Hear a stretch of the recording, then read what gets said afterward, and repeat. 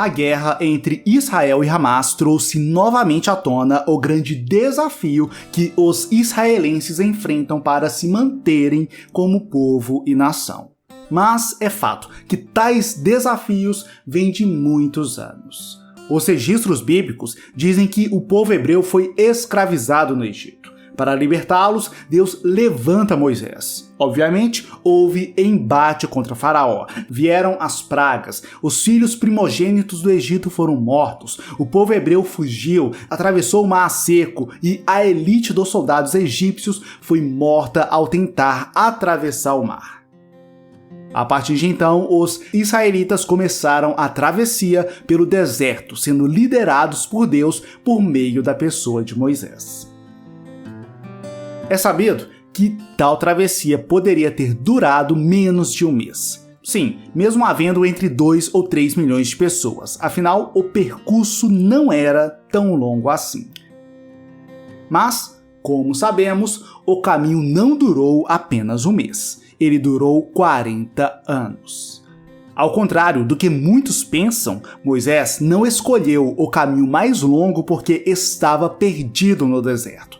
Não foi isso. Até porque Moisés não estava agindo por conta própria. Ele estava, a cada passo, sendo guiado pelo Eterno.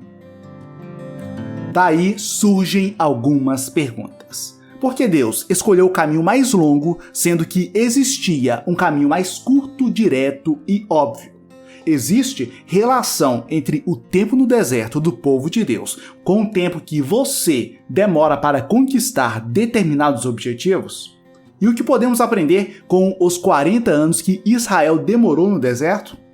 Para entender a resposta para estas e outras perguntas, vem comigo e conheça as 5 lições que precisamos aprender com a travessia do Mar Vermelho. Olá, tudo na paz? Eu me chamo Samuel Vinícius e você está no Vamos Prosperar, educação financeira à luz da Bíblia. Se você tem interesse em prosperar de forma alinhada aos princípios bíblicos, recomendo fortemente que se inscreva neste canal. Primeira lição: o caminho para grandes conquistas geralmente não é curto.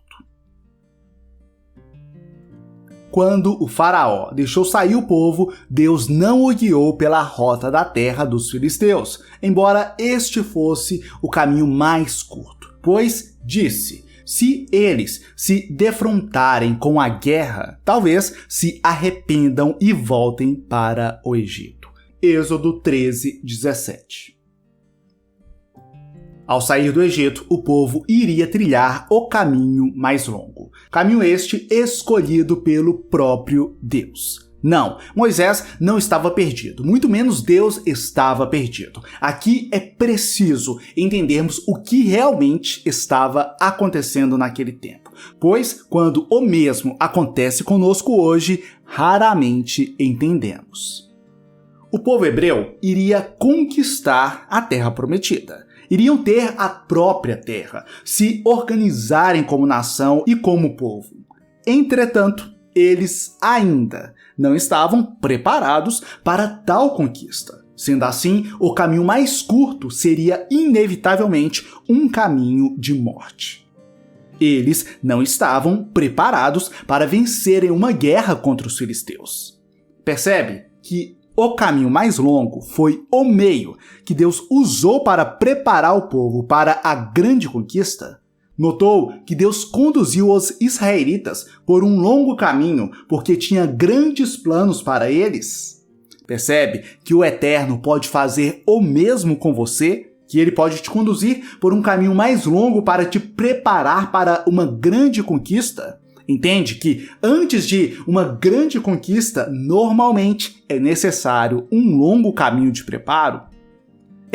As conquistas que você terá geralmente serão posteriores a longas jornadas de preparo. Ora, não é da noite para o dia que você se torna um excelente profissional. Não é em poucas semanas que você fatura milhões por mês em seu negócio. Não é nos primeiros meses ou anos que o rendimento dos seus investimentos na bolsa de valores vai te proporcionar a tão sonhada independência financeira.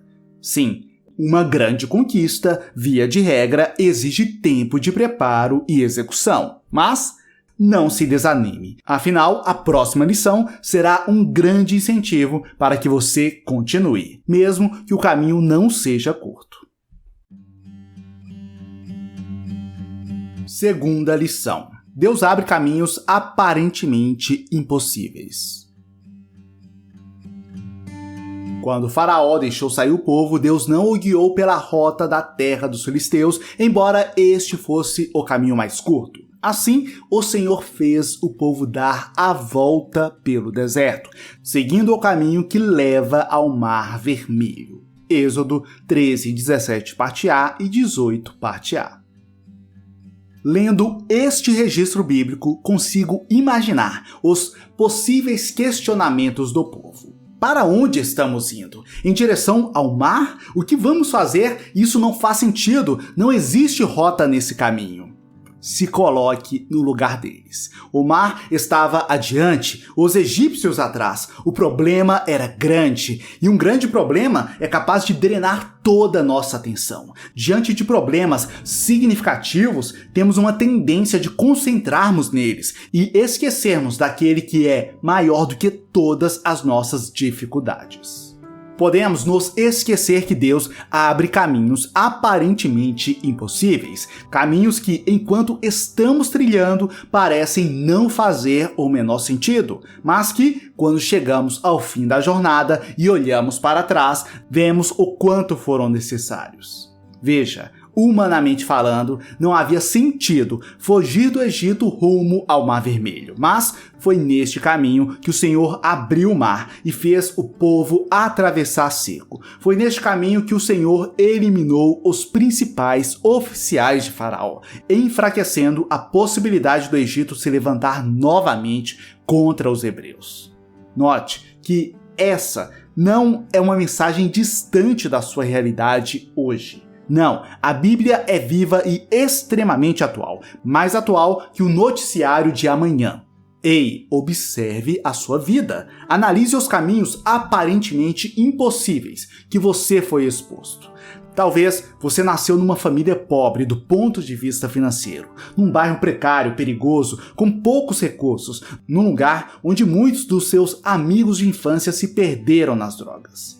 Quem sabe você está rodeado de pessoas que ignoram a palavra de Deus, pessoas que não buscam evoluir, que não buscam o progresso. Assim, você talvez se veja diante de uma trilha sem saída aparente. Mas Deus abre caminho onde não existe caminho. Foi isso que ele fez com Israel. É isso que ele pode fazer com você.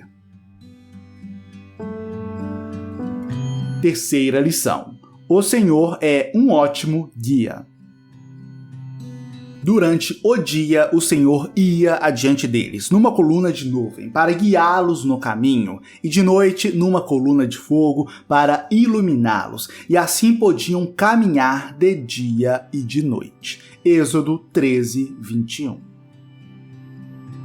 Neste ponto da história, o povo caminhava em direção ao Mar Vermelho. Mas, como disse, eles não estavam perdidos. Não, não e não. Eles estavam sendo guiados pelo próprio Deus. O Senhor nunca deixou seu povo desamparado nessa jornada. A manifestação da presença de Deus foi sempre presente. Era coluna de nuvem durante o dia e coluna de fogo pela noite.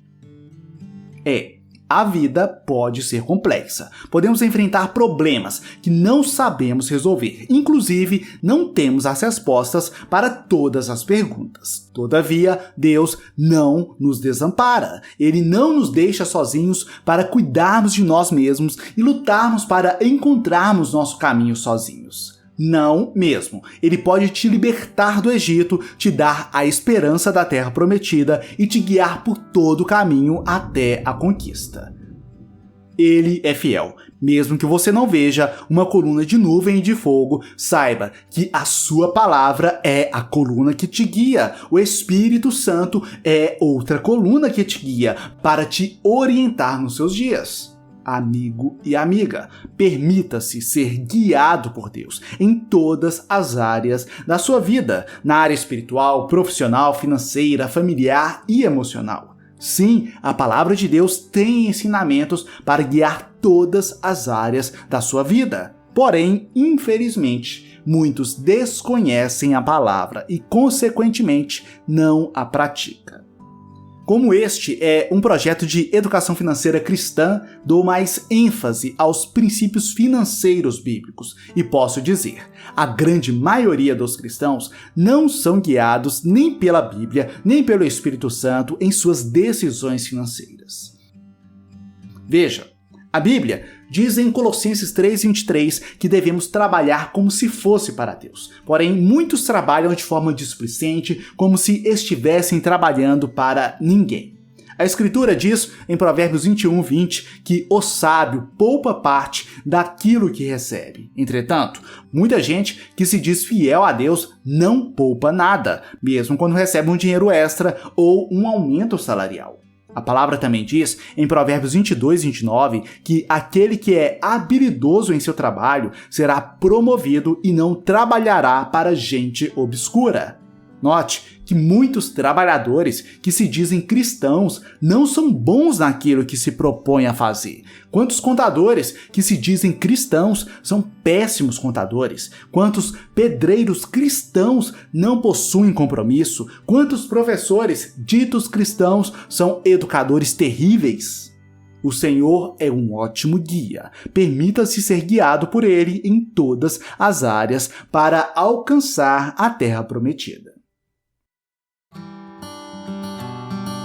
Quarta lição. Para chegar à terra prometida, às vezes é preciso eliminar o caminho de volta.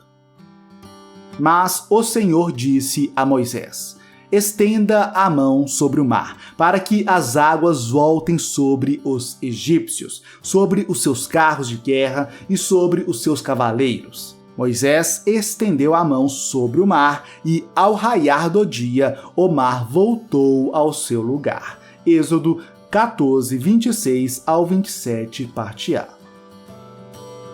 Com o Mar Vermelho voltando ao seu curso normal, não havia mais caminho de volta ao Egito.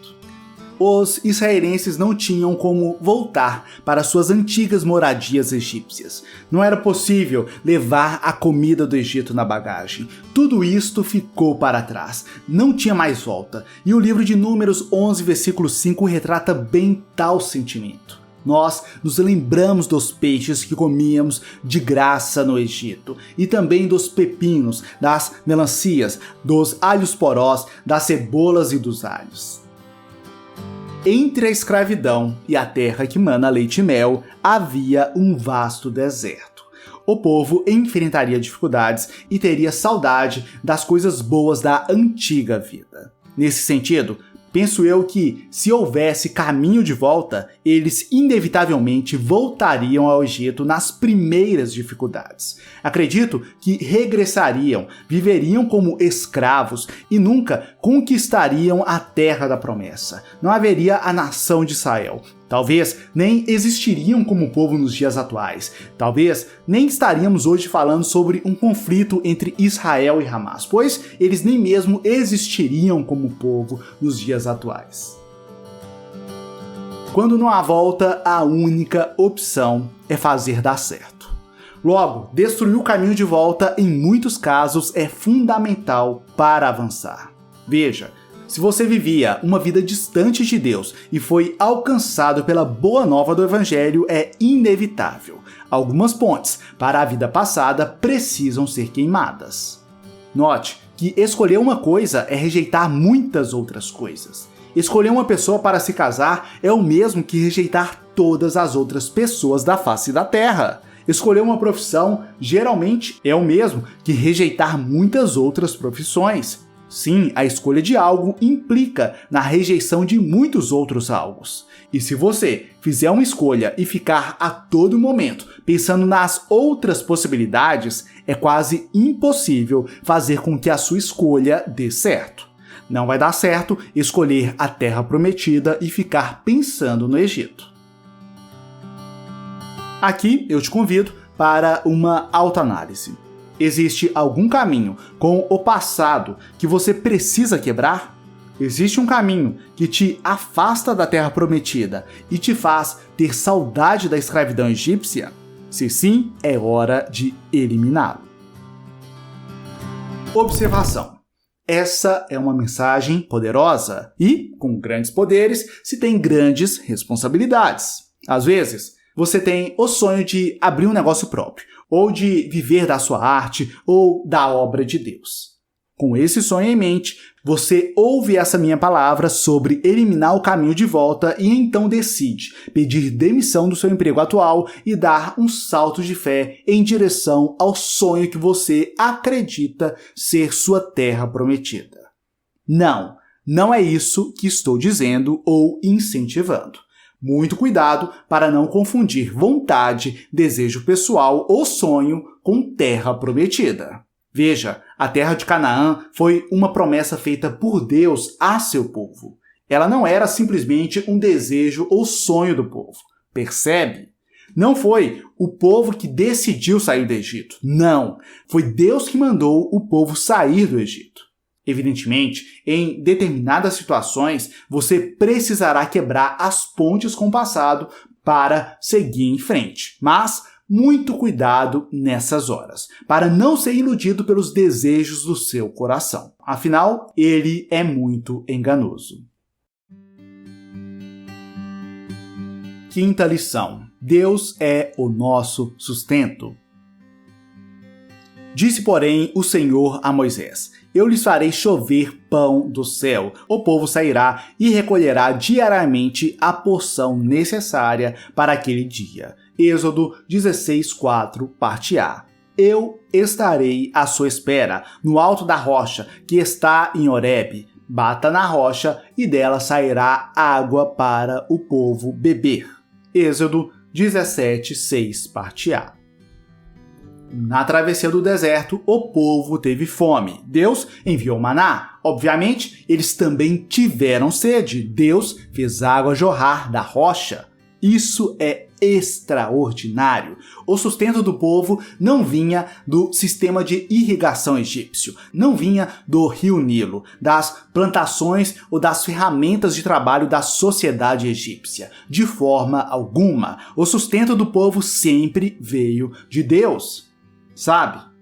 Ao revisitar a história de Israel no deserto, fico pensando quantas vezes eu já me enganei, pensando que meu sustento vinha do meu emprego, da minha profissão ou dos meus estudos. É claro que devemos estudar, nos dedicarmos e trabalharmos, mas nosso sustento não vem dessas coisas. Elas são apenas meios pelos quais o Senhor nos sustenta, mas a fonte do sustento foi, é e sempre será Ele.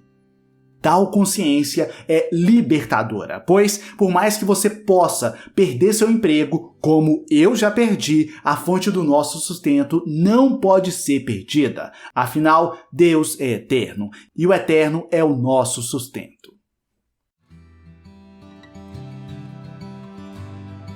Por isso desci para livrá-lo das mãos dos egípcios e tirá-los daqui para uma terra boa e vasta, onde manam leite e mel. Êxodo 3:8. Deus prometeu a terra que mana leite e mel para os hebreus. Isto é, uma terra próspera e abundante. Evidentemente, como afirma Efésios 3:8, quando nós chegamos a Cristo, recebemos a abundância das riquezas espirituais. Em Cristo encontramos tudo o que de fato precisamos. Nele temos abundância de graça, de misericórdia, de perdão e salvação. Sim, Cristo é uma terra prometida para aqueles que nele confiam. Além do mais, em Hebreus 11, vemos Canaã sendo retratada como um símbolo da nossa pátria celestial. Existe a promessa do céu, das moradas celestiais, onde não haverá mais choro nem dor.